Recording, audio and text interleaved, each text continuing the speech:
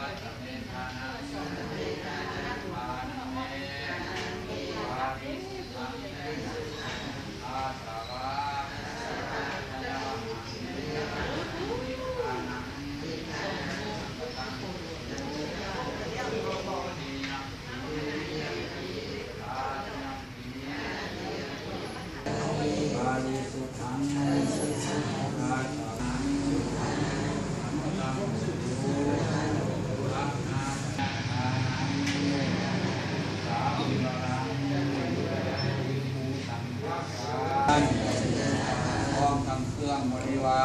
รทั้งหลายเหล่านี้เดชพระสงฆ์ขอพระสงฆ์จงรับคือปัจจัยทานเครื่องบริวารทั้งหลายเหล่านี้ของพวกน้อยทั้งหลายเพื่อประโยชน์เพื่อความสุขเพื่อความเจริญเดียวกันนี้โออุทิศไปหาแต่ดวงวิญญาณของท่านจางท่านเชียนผู้เป็นพ่อหัวญาติพี่น้องพวกน้องทั้งหลายที่คงรับขันไปแล้วนั้นมาหอมอับจับจุมเอาถ้ามาบ่ได้ถ้าหมู่ขอเทพเจ้าเล่าส่วนสวรรค์พร้อมกันไปบอกเราประกาศหาดวงวิญญาณผู้ที่ก้าวหน้ามาแล้วให้มาหอมอับจับจุมเอาถ้าได้ฮับแล้วขอจงอนุโมทนาถ้าตกทุกข์ขอให้พ้นจากทุกข์ถ้าถึงสุขแล้วขอให้สุขยิ่งขึ้นไปจากตัวเท่าเข้าสู่ปัญญาในอนาคตการจะมาภายข้างหน้าขึ้นเถิด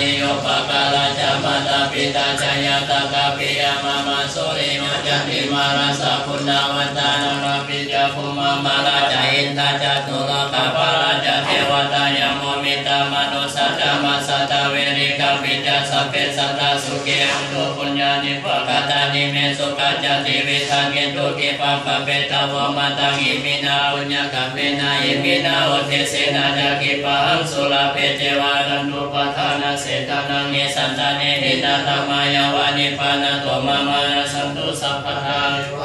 สัตโตภเวภเววสุจิตสติปัญญาสัลเลโกริยมินามาลาลาปันตุโลกสังฆตุจาริเยสุเมตุตาติปาวาโรนะโตธรรมโมตโมนะโตปัจเจกพุทโธจะสัมโฆนะโตตโลมามาเตสุตมานุภาเวนะมโนตัสสังลาปันตุมานุภาปตาจเนทุภาปยาปตาจเนพยาโสกปตาจเนโสกลาหุนตุสัพเพปิปานิโนเอตาวตาจามิสัมปะทังปุญญาสัมปะทังสัพเพเทวานุโมทันตุสัญญันตัววัจจิยาโมเลสักกายานังนันทิวัฒโนเอวังตวังมิสโยโมเยสยสุสยมังคะเลปะทังสิตาปะนังเกติเทปัทวิปกาเลอาเดสุนาคตังสุมังคลังสุปาปะตังสุอาติตังสุขโนสุโมหะโตยัสเยตังโตมาจาเยสุปตาตินังกายกรรมังวาจากรรมังปะทาตินังปะทาตินังมโนกรรมังปะเนติเตปะทาตินังตินานิกาตวานาตพันตาเต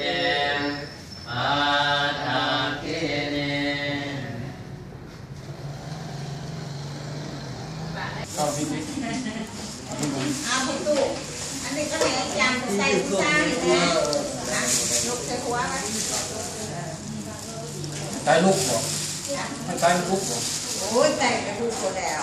ไม่ทำไมเลยแล้วไงทำไมที่ทำงานกันสั้นมันเล่น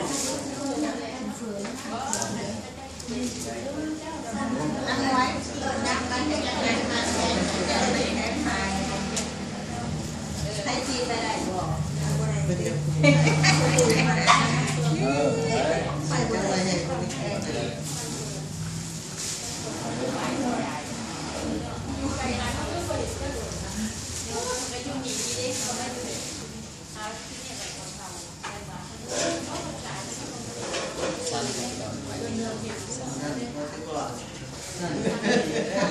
ดูสั้นโอ้ยไฟเอ็นเตะเนาะ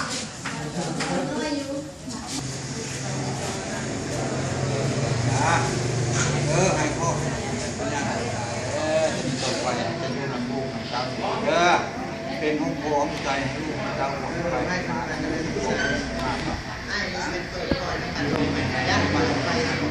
โดยประหยัดไฟประหยัดไฟประหยัดไฟนะเด็กแบบนั้น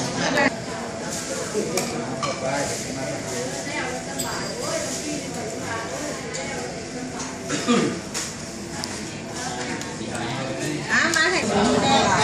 จะเสียงถึงมาไปก่อน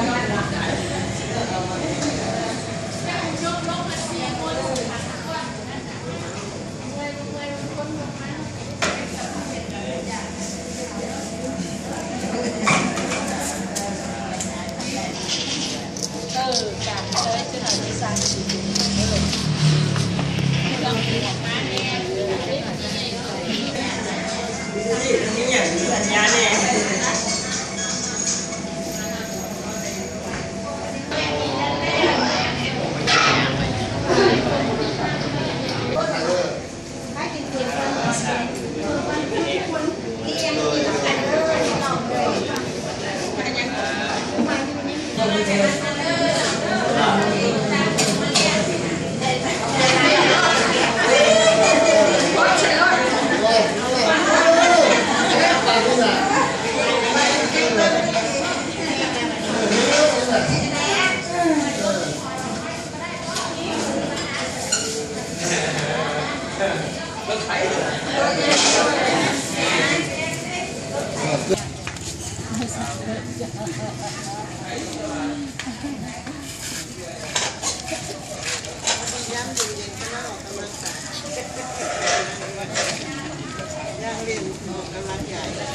ยังมือใหม่กับมือใหม่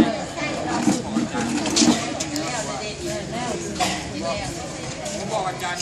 ที่เปิดก็เล่าไปแล้ว